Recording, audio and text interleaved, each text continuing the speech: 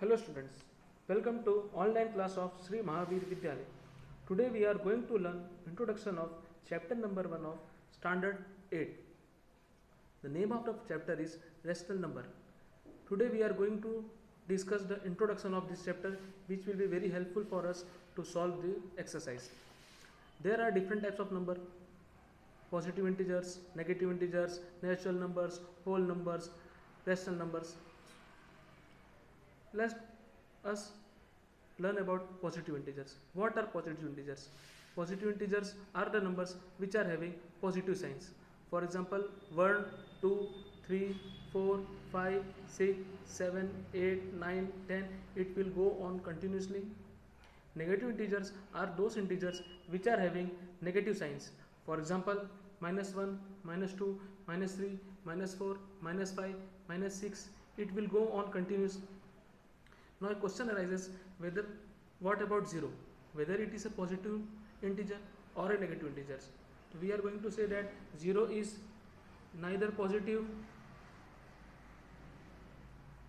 nor negative. Okay. Now next is natural number.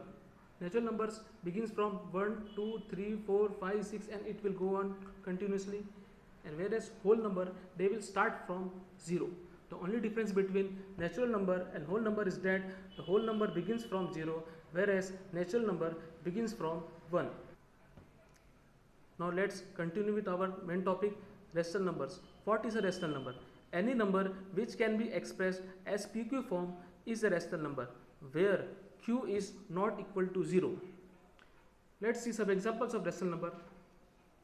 5 upon 9, 5 upon 1, these all are positive rational numbers because they are having positive signs. Whereas -3 upon 5 is a negative rational number because it is having one negative sign.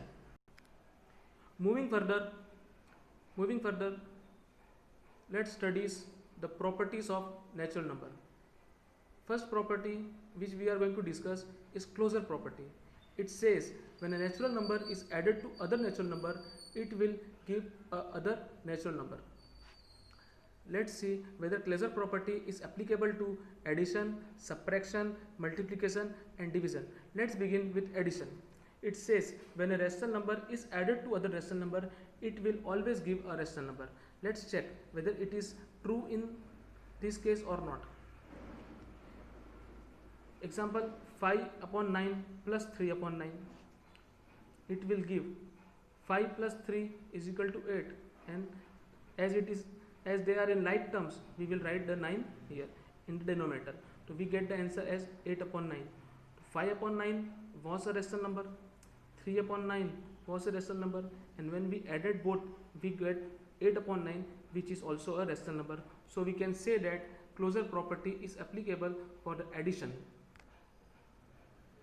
Now let's check whether closure property is applicable for subtraction or not. It says when a rational number is subtracted from other rational number, it will always give other rational number. Let's try to understand with the help of example. 3 upon 7 minus 2 upon 7. When we will subtract 3 minus 2, we will get 1 upon 7, which is a rational number. So here it is proved that a rational number, when it is subtracted from other rational number, the answer will be also a rational number. Let's check the closure property with multiplication.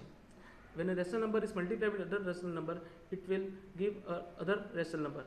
Let's check here with the help of example. 2 upon 5 into 3 upon 6. 2 into 3 is equal to 6. 5 into 6 is equal to 30. So here we have got rational number into rational number. The product is also a rational number. Hence we can say that a rational number into rational number is also will give a rational number. So we can say the closure property is applicable to multiplication also. Moving further, let's check closure property of division of rational numbers. Rational number divided by rational number will be a rational number. Let's check with other example. 3 upon 8 divided by 4 upon 5. As we know, when we are dividing, we have to do the reciprocal and change the divide sign into multiplication sign. 3 upon 8 into 5 upon 4. 5 into 3 will give you 15, 8 into 4 will give you 32. So hence it is proof when a rational number is divided by other rational number, the answer will also be a rational number. Moving further, let's try to understand the commutative property of rational number for addition, subtraction, multiplication and division. Let's start with addition. It says when a rational number is added with other rational number and the order is changed, the answer will be same. Let's check with the example. 3 upon 7 plus 2 upon 7 is equal to 2 upon 7 plus 3 upon 7. In this case, 3 upon 7 was written in first place, whereas 2 upon 7 was written in second place. But in this case, 2 upon 7 is written in first place, whereas 3 upon 7 is written in at second place. Let's see whether after adding, if they are getting the same answer or not. 3 plus 2 is 5 and 7, as it is a like term, it will remain as it is. 2 plus 3 is 5 and as 7 is the common denominator, as like term it will be 7. So here it is proved 5 upon 7 is equal to 5 upon 7. We can say that commutative property of addition is possible for rational number. It is true. Let's check whether subtraction is possible in commutative property or not. Let's see with the help of example.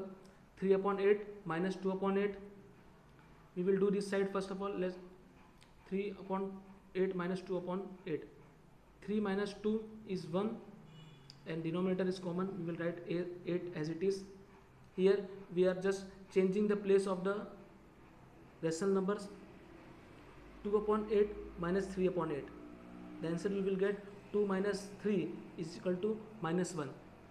So here we can say 1 upon 8 is not equal to minus 1 upon 8. So we can say that commutative property is not possible in subtraction. Now let's check commutative property of multiplication. A into B into C into D is equal to C upon D into A upon B. Let's check with example. 2 upon 5 into 3 upon 6. Let's do this side. 2 into 3 is 6, 5 into 6 is 30, and in this side we can say 3 upon 6 into 2 upon 5. 3 into 6 is equal to 6, 6 into 5 is equal to 30. In the both the side we can see in the both the case the answer remains same. We can say that commutative property is possible in the multiplication of rational numbers. Let's check the commutative property with the division of rational number. We will see with the help of an example. 2 upon 6 divided by 3 upon 4. For doing division, we all know that we have to just do the reciprocal and change the sign of division with multiplication. So 2 upon 6 into 4 upon 3. 2 into 4 is equal to 8 and 6 into 3 is equal to 18. Doing by left hand side and right hand side, you can compare the answers. 3 upon 4 divided by 2 upon 6. 3 upon 4. Now you will do the reciprocal of 2 upon 6. It will be 6 upon 2. You will change the division sign into multiplication sign. 3 into 2 is equal to 18. 4 into 2 is equal to 8. We can see here 8 upon 18 is not equal to 18 upon 8. So we can say that commutative property